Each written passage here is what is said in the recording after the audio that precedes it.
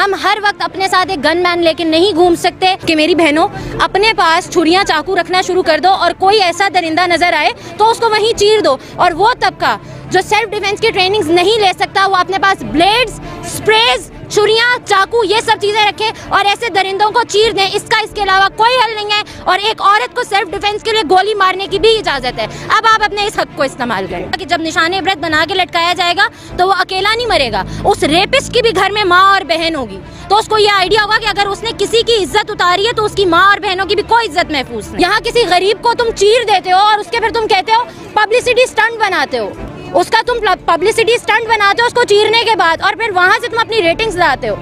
हर औरत, हर लड़की, university colleges की स्टूडेंट्स, हाई स्कूल की स्टूडेंट्स सेल्फ डिफेंस की ट्रेनिंग्स दी जाएं। और वो तबका जो सेल्फ डिफेंस की ट्रेनिंग्स नहीं ले सकता वो अपने पास ब्लेड्स, स्प्रेज, छुरियां, चाकू ये सब चीजें रखे और ऐसे दरिंदों को चीर दें। इसके अलावा कोई हल नहीं है। और एक औरत को सेल्फ डिफेंस के लिए गोली मारने की भी इजाजत है। अब आप अपने इस हक को इस्तेमाल करें। अच्छा, जो ऐसे दरिंदे हैं जो बच्चे के साथ ज्यादती करते हैं, जो किसी औरत के साथ भी ज्यादती करते हैं, उन्हें सजा क्या मिलनी चाहिए? इनको निशाने इबरत बनाना चाहिए। अगर खेत को बचाना हो तो एक कौवे को लटकाया जाता है निशाने इबरत बनाने के लिए।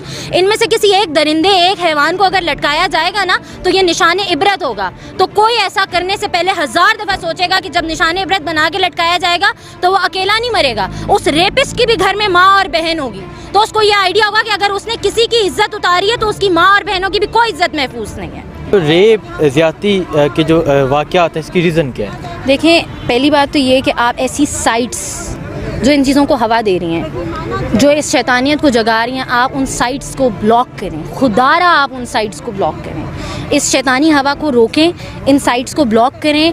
आप अपने मुल्क को इंसानों के रहने की जगह बनाएं। आप हैवानों को वो साइट्स दिखाकर, वो वेबसाइट्स जो कि बैन होनी चाहिए, जिनमें पाकिस्तान सबसे टॉप पे है वो साइट्स स्टॉक करने में, उन साइट्स को खुदारा बैन करें। और अगर आप बात इस वक्त मुझसे ये कर रहे हैं कि जी शरई निज़ाम और ये सारी चीज़ें, मैं सिर्फ इस पर इतना कहूँगी कि पाकिस्तान किसी एक मसलक, किसी एक उसके ऊपर नहीं बनाता। हर इंसान को एक शख्सी आज़ादी थी, ठीक है। हम कोई तमीज़, तहजीब और गैरत के दायरों को नहीं तोड़ रहे। जहाँ तोड़ रहे हैं आप हमें ठीक करें, हमारी करेक्शन के लिए बिल्स पास करें, लेकिन जहाँ आप गलत हैं खुदारा अपनी गलती को एडमिट करें। ज़ियाउल हक ने जब पब्लिकली हैंगिंग का कहा था तो 15 साल तक केसेस रिपोर्ट नहीं हुए, उसके बाद इस तरह से केसेस रिपोर्ट हो रहे हैं। खुदारा मेरा ताल्लुक किसी सियासी पार्टी से, किसी तंजीम से, किसी ट्रस्ट से नहीं है। मैं एक आम शहरी होने की हैसियत से आपसे ये मुतालबा कर रही हूँ, इन साइट्स को ब्लॉक करें, ऐसे लोगों को निशाने इबरत बनाएं ताकि इस तरह के वाक़यात में रोकथाम। जो यूनिवर्सिटीज़ में जो स्टूडेंट्स हैं, यूनिवर्सिटी का जो माहौल है, उसके हवाले से क्या कहते हैं? उसके क्या ये रीज़न नहीं इसकी? नहीं, देखें मेरी बात सुने, मैं नहीं समझती कि यूनिवर्सिटीज़ के स्टूडेंट्स जिनके माँ बाप उनको वहाँ ग्रूमिंग के लिए भेज रहे हैं वो इस किस्म की एक्टिविटीज़ में मुलव्वस होंगे। मैं इस चीज़ को नहीं समझती। इसलिए नहीं समझती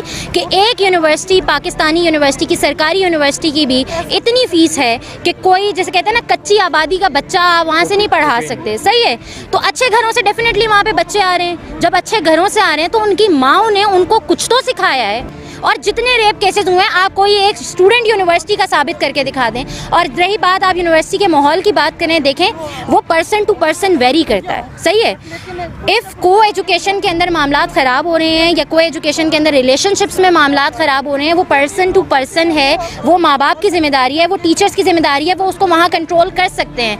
मुझे नहीं पता या मेरे इल्म में नहीं है कि मैंने किसी यूनिवर्सिटी के लड़के को रेपिस्ट पाया हो, किसी यूनिवर्सिटी के लड़के को एसिड फेंकने वाला पाया। अच्छा, ये बताएं, और जो ये मामलात होते हैं, जो इस तरह के दरिंदगी के वाक़यात होते हैं, एक खातून को कब्र से निकाल के ज़्यादती की जाती है, इस तरह के भी वाक़यात सुनने में 14 साल बच्ची के साथ इज्तिमाई रेप किया जाता है और वो बच्ची जन्म दे देती है, एक छोटी सी बच्ची को।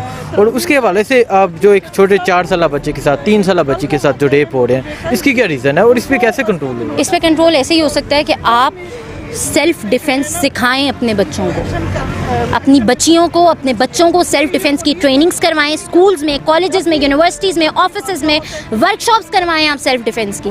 ये अब हमारे वक्त की ज़रूरत है। हम हर वक्त अपने साथ एक गनमैन लेके नहीं घूम सकते। आप बच्चियों को सेल्फ डिफेंस की ट्रेनिंग्स करवाएं, अब बच्चों को सेल्फ डिफेंस की ट्रेनिंग्स करवाएं। और वो ख़वातीन जो बहुत ही पस्त इलाकों से या कच्ची आबादियों से हैं और सेल्फ डिफेंस की ट्रेनिंग्स नहीं ले सकती, उनसे मेरी अपील है अपने पास छुरियाँ, चाकू, ब्लेड्स, ये सब चीज़ें रखें, क्योंकि इदारों से कुछ नहीं होगा। कुछ होना होता तो इस 48 घंटे में एक और रेप केस रिपोर्ट ना होता। तो इन दरिंदों को क्या सज़ा मिलनी चाहिए? इनको निशाने इबरत बनाएं।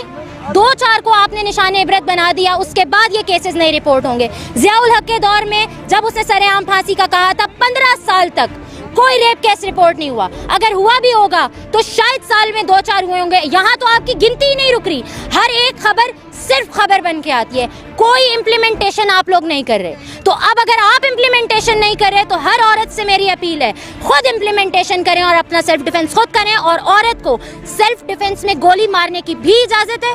अगर आपके पास नहीं है पिस्टल, आप वेपन्स, गन्स अफोर्ड नहीं कर सकती, फिर भी आप अपने सेल्फ डिफेंस के लिए अपने पास कुछ ना कुछ रखें और ऐसे लोगों को फिर आप खुद चीरें। तारीख के अगर औराक उठा के देखें तो जनरल ज़ियाउल हक के दौर में एक औरत के साथ ज़्यादती हुई थी।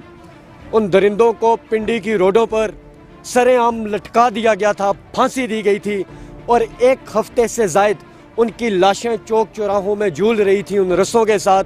और तारीख गवाह है कि जिस दिन उनको फांसी दी गई सरेआम, उसके 10 साल के बाद तक ऐसी कोई ज़्यादती, ऐसा कोई फेल जो माशरे का अमन तबाह करे, पाकिस्तान के अंदर नहीं हुआ। और जहाँ तक बात है ज़्यादती की, तो लॉ एंड ऑर्डर होना चाहिए। आज भी पार्लियामेंट में ऐसे चंद लोग बैठे हुए हैं जो समझते हैं कि ये इंसानी हकूक़ की खिलाफ वर्जी है। जब लोगों की इज़्ज़तों की खिलाफ वर्जी होती है तो क्या वो इंसानी हकूक़ की खिलाफ वर्जी नहीं है? इसको जल्द अज जल्द एक कानून बना देना चाहिए। ये करारदाद पार्लियामेंट से पास होनी चाहिए कि चाहे वो कोई भी शख्स है, बिला तफरीक, रंग, नस्ल, जमात, उसको सरेआम फांसी दी जाए जो इस किस्म के जुर्म का मुर्तकिब हो।